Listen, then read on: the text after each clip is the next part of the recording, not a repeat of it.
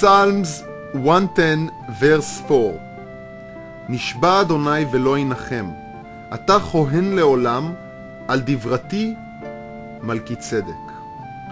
This verse is seemingly a short verse, yet it does something revolutionary in the perception of the coming Messiah.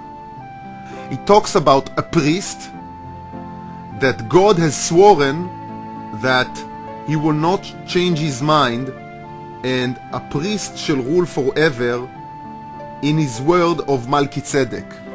Melchizedek is a king, meaning the king of righteousness, meaning there will be someone who will be not only a priest but will be a king as well.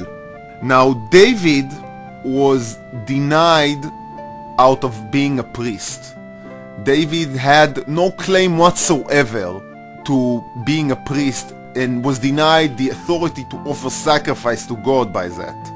David was a king, he was a warrior, but here they talk about the essence of a priest that will become a king, and not only a king but a king called Melchizedek. If we look at Zechariah 6:13, we understand that, and I'm quoting, there shall be a priest on his throne, and the counsel of peace shall be between them both. Zechariah 13 talks about a branch and again a king and a priest that will rule forever. And Zechariah 6:13 does have implication to the messianic prophecies. Meaning, Psalms 110 verse 4 talks about a priest that will be a king, something that has never been before, somebody who would combine not only, who would originate as a priest, who would originate as someone who has a close connection, has all the authority to connect and conduct rituals with God, but will also have the powerful hand and the righteous hand of a king. And one must refer to what Paul says as a claim to Jesus Christ being this man that combines everything. He brings up Melchizedek, who was a king in Abraham's days, the king of Salem, which Abraham paid tenths of his loot to.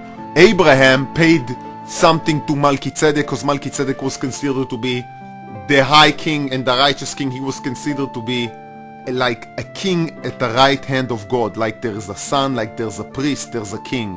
But this verse talks about, and what Paul tried to argue is that this verse actually talks about the coming of Jesus Christ and him being the fulfillment of both Melchizedek and both the king priest.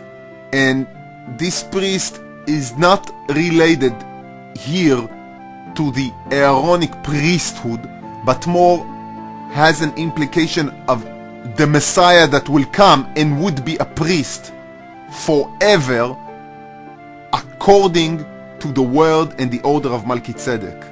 What we can say about Psalms 110:4, if we examine closely Zechariah 6:13 and the meaning of the word Melchizedek and the essence of Melchizedek as it appears in the Bible, is that it does definitely talk about the existence of a man that combines both the connection as a priest with God and at the same time will rule as a righteous king, as a warrior over the land, a king and a priest.